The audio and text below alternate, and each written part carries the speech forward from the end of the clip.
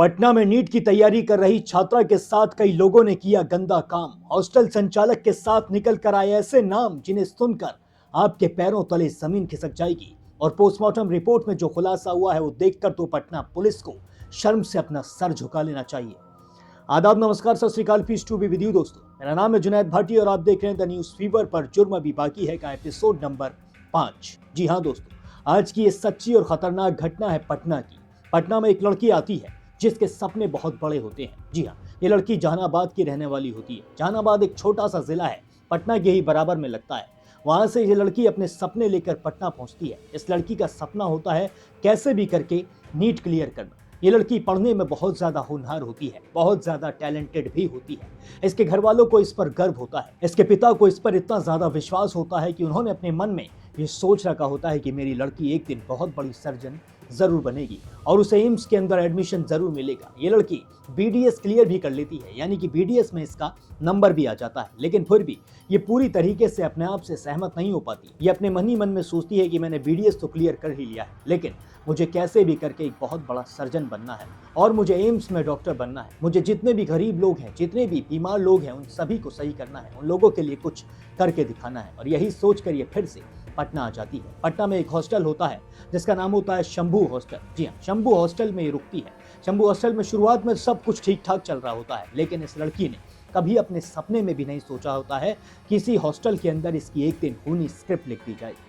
ना इसने सोचा होता है और ना ही इसके घर वालों ने ऐसा कुछ सोचा होता है। इसके घर वाले बड़े खुश होते हैं। उन्हें लगता है कि हमारी लड़की एक सेफ जगह पर है, एक अच्छी जगह पर है और ये पढ़ लिख कर कुछ करने वाली है, कुछ बड़ा करने वाली है। लेकिन एक दिन ऐसा आता है जिस दिन सभी के पैरों तले जमीन खिसक जाती है। जी हाँ, ये लड़की अपने कमरे में बेहोश पाई जाती है। हॉस्टल के कमरे में बेहोश पाई जाती है, जिसके बाद हॉस्टल संचालक ही इसके कमरे का गेट तोड़ता है और पुलिस को इन्फॉर्म करता है। पुलिस आती है और फिर उसके बाद इस लड़की को हॉस्पिटल में भर्ती कराया जाता है। लेकिन पुलिस इस मामले को इतना ज्यादा हल्के में ले रही होती है कि पुलिस साफ तौर पर कह देती है कि कुछ मामला चल रहा होगा, कुछ प्यार व्यार का मामला होगा, जिसके चक्कर में इस लड़की ने जहर खा लिया या फिर नींद की गोलियां ज्यादा खा ली और इसने अपनी जान देने की कोशिश की। जी हाँ, 6 जनवरी को इस लड़की को हॉस्पिटल में भर्ती कराया जाता है। हॉस्पिटल में भर्ती कराने के बाद 11 जनवरी तक ये अपनी जिंदगी से जंग लड़ती रहती है। लेकिन 11 जनवरी को जिंदगी की जंग में ये हार जाती है और इसकी मौत हो जाती है। जब इस लड़की की मौत हो जाती है तो इसके घर वाले गुस्से से आग बबूला हो जाते हैं। उनका खून अंदर से खौल जाता है। वो प्रदर्शन करना शुरू कर देते हैं। लेकिन जब इस लड़की के घर वाले प्रदर्शन करते हैं तो पुलिस वाले इस लड़की के घर वालों पर लाठी डंडों की बरसात कर देते हैं और पुलिस वाले जोर जोर से कहते हैं कि मारो सालों को, मारो। जी हाँ, पुलिस को ऐसा लगता है कि ये लोग ऐसे ही चुपचाप चले जाएंगे और ये मामला यहीं के यहीं दब जाएगा। जी हाँ, कहीं ना कहीं पुलिस इस हॉस्टल को संचालक को बचाने की कोशिश कर रही होती है। जी हाँ, इस हॉस्टल के संचालक का नाम होता है मनीष चंद्रवंशी। जी हाँ, मनीष चंद्रवंशी के बारे में मैं आपको आगे बताऊंगा। पहले आप जानिए कि इस लड़की की मौत कैसे हुई। पुलिस शुरुआत में कहती हुई नजर आती है कि लड़की फोन के अंदर सर्च कर रही थी। जो लड़की की गूगल हिस्ट्री है उसमें दवाइयों के बारे में सर्च किया गया था, नींद की। लड़की नींद की दवाइयों के बारे में सर्च करती हुई नजर आ रही थी। इससे साफ है कि लड़की अपनी जान देना चाहती थी और फिर उसके बाद उसने अपनी जान दे भी दी। पोस्टमार्टम रिपोर्ट में भी कुछ भी ऐसा नहीं आता है जिससे इस लड़की के घर वाले कहीं भी सही साबित हो सकें। लेकिन जब ये मामला ज्यादा तूल पकड़ता है, जब प्रशासन पर मीडिया के द्वारा और लोगों के द्वारा ज्यादा दबाव बनाया जाता है, तो फिर से एक और पोस्टमार्टम जांच कराई जाती है। लेकिन इस बार जो पोस्टमार्टम रिपोर्ट निकल कर आई है उसने सभी के होश उड़ा दिए। जी हाँ, क्योंकि इस पोस्टमार्टम रिपोर्ट में निकल कर ही कुछ ऐसा आया है। इस पोस्टमार्टम रिपोर्ट में साफ तौर पर निकल कर आता है कि लड़की के साथ कई बार दरिंदगी हुई है।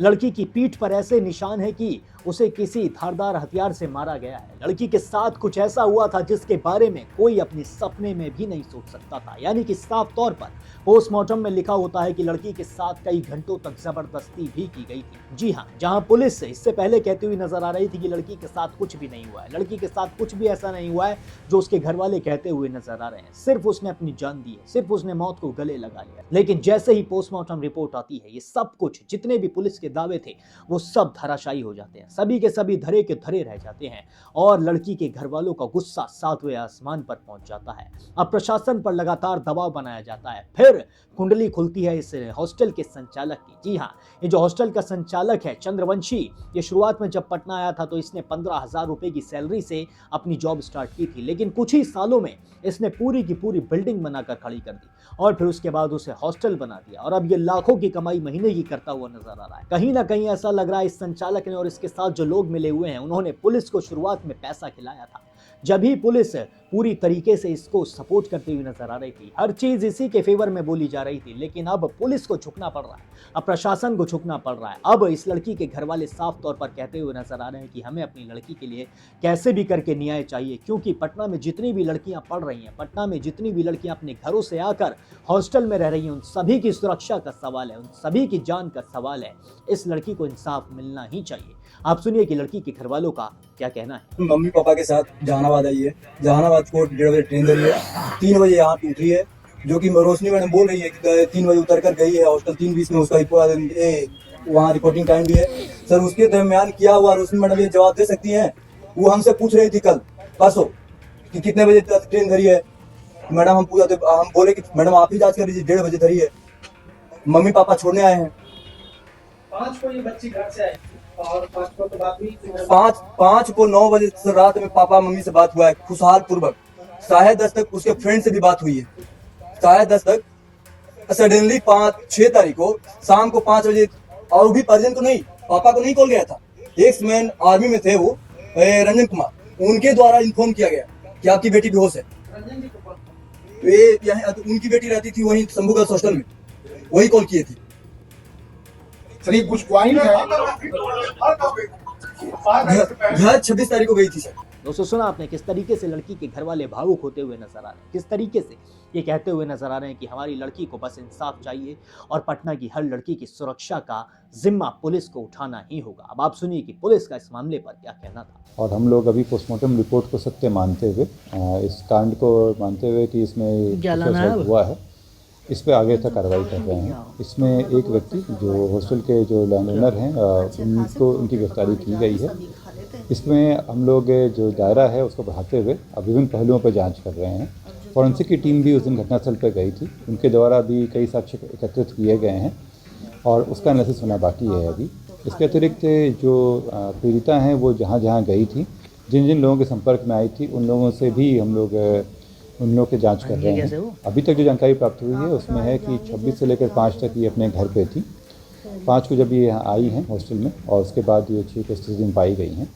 इसमें जो उनका फ़ोन हम लोग को मिला है, इस फ़ोन को हम लोग फॉरेंसिक के लैब में भेज रहे हैं ताकि इससे पाया जा सके कि इस फ़ोन में कहीं कोई फ़ोटो डिलीट तो नहीं किया गया है, कोई जो साक्ष्यों से छेड़छाड़ तो नहीं किया गया है।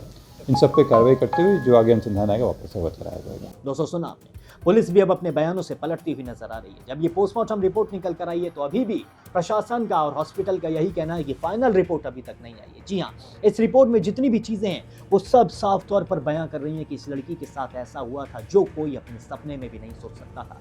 तो अब किस फाइनल रिपोर्ट का इंतजार है? अब उस संचालक को क्यों गिरफ्तार नहीं किया जा रहा है?